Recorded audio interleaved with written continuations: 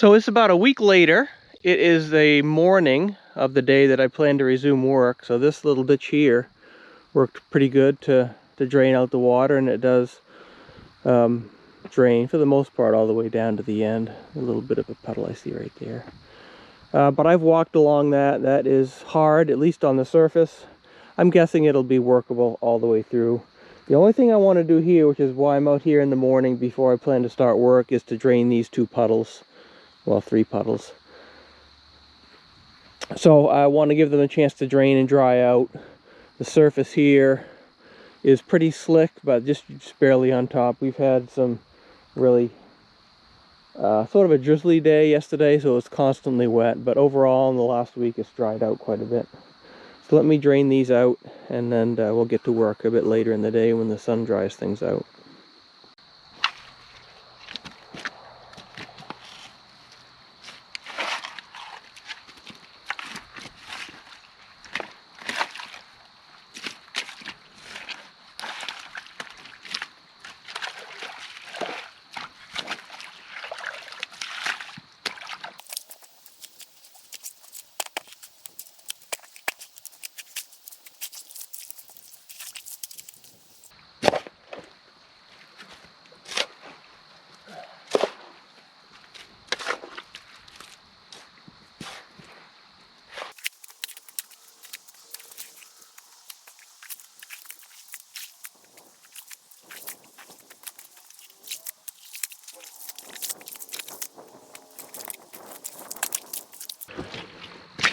So my concern with leaving these puddles, I'd probably just push the slop off and it would drain when I start pushing this.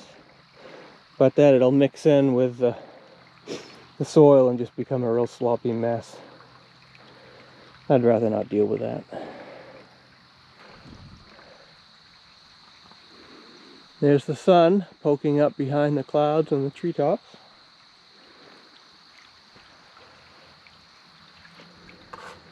Meet you back here in a bit.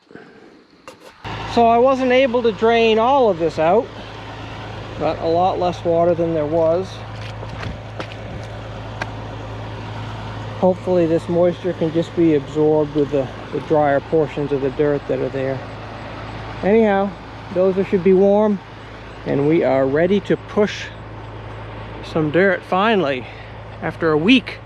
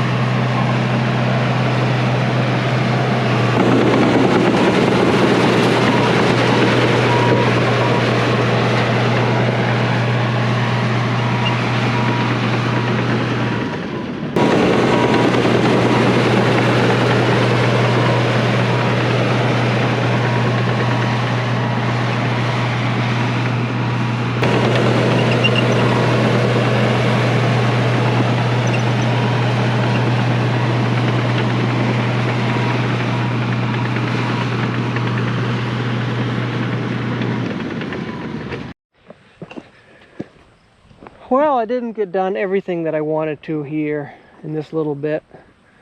I did, there was a little bit of a jog in there that I scraped off some of that material there and pushed it there. I did not video that.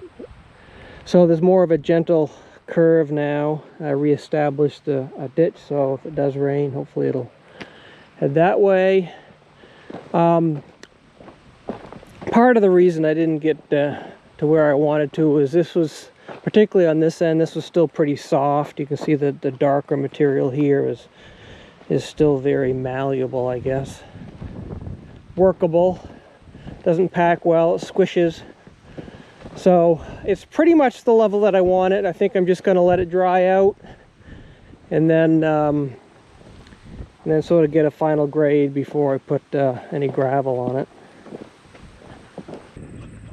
When we left this project, basically where I'm standing now and to where it meets the town road is pretty much the level I want. I mentioned this might be a bit steeper than I want, but I think it's okay for now. I'll put topsoil on it.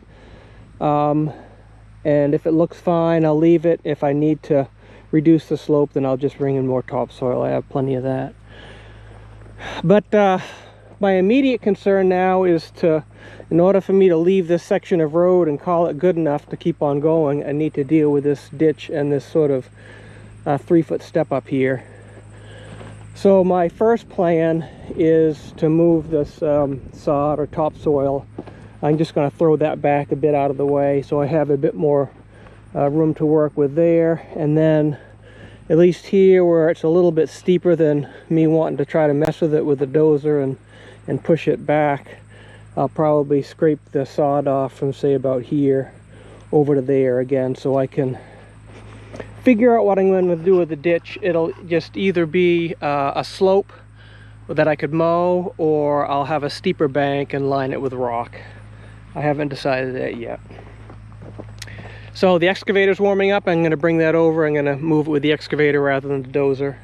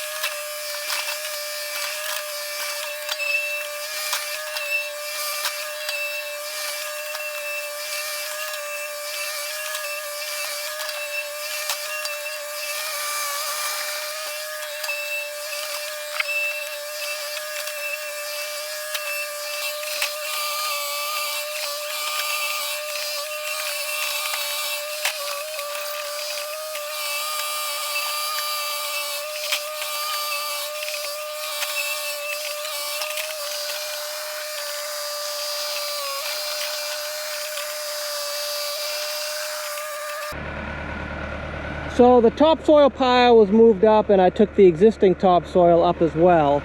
So that's basically what I'm going to do now. So I did a little test dig there, and that's clay. So I think this is mostly all clay here. The topsoil has been removed.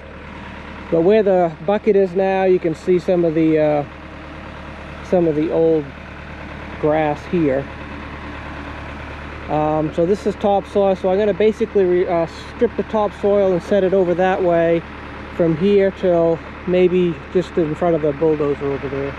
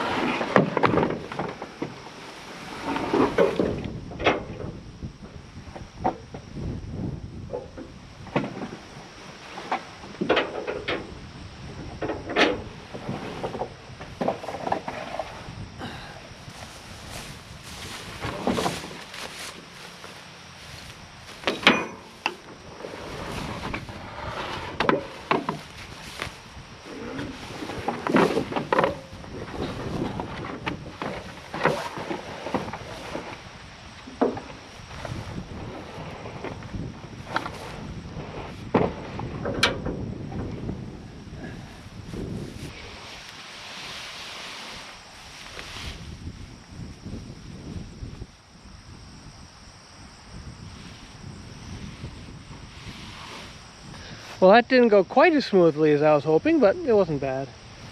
So I have two 15-inch culverts. One is this little dip here.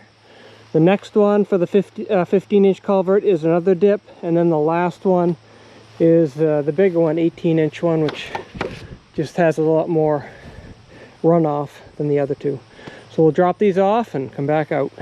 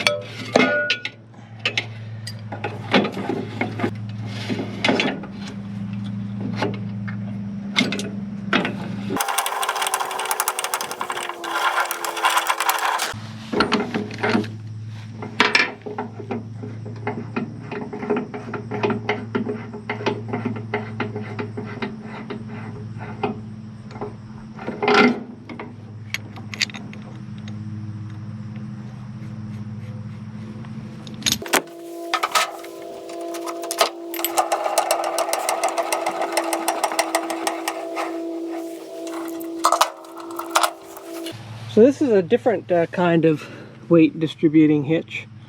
Instead of the bars out here, it has these plastic spacers, which are essentially springs. They're squishy, but they're not that squishy, at least to a human hand. And also in here it has anti-sway. It really is, I think I like it a lot better. It's much less noisy. This hitch is a lot lighter. You don't have the big bars to worry about. It backs up and turns easy without, without kinking those bars or anything like that. But it's pricey. Probably at least twice as much as a standard weight distributing hitch. So it's been a couple days since I was here last, and I rolled back that topsoil. I delivered the culverts, you saw that. So now my next step here is to continue, which will be a more refined ditch, but basically where that little swale is, or ditch, and continue that here. But up here, the ditch is actually going to be either halfway or mostly into the bank. I do have a bit more topsoil. I don't want to leave any topsoil in the clay. It's just too valuable. Even though I have a lot, you can never have enough. So I'm going to scrape a bit more of that off.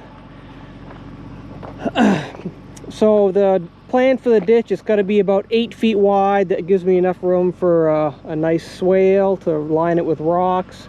And since the ground up here is going to be quite a bit higher, that swale is going to be quite a bit higher on one side, and I need enough slope so the rocks stay put. That's why the 8 or 10 feet will play it by ear when we get there. My fire extinguisher is there instead of on the bulldozer because my mount was shaking loose, so I need to probably put some Loctite on the bolts that hold it to the ROPS. It's a lot of vibration there. Down here, I'll probably just take the I'll measure back the 8 feet that I need, draw a line, and then use the excavator just to take out only the topsoil that I need. Over there, I'm going to try to soften the slope a little bit, so that's why I took a wider swath. But the plan for now and the rest of this video is, because when I remove that fill there, since I don't plan to use any more here, is to truck it and or push it over here. Where I might need it. So right here where the first culvert is, I'm probably going to need some. So I want to strip this topsoil probably to there's the first stake, the second stake, which is right there somewhere, probably down to there, so I can get an idea of what the lay of this section will be with the swale. Put the culvert in. I'll need some fill to go over the culvert. So that's what I'm going to do now, is strip more topsoil.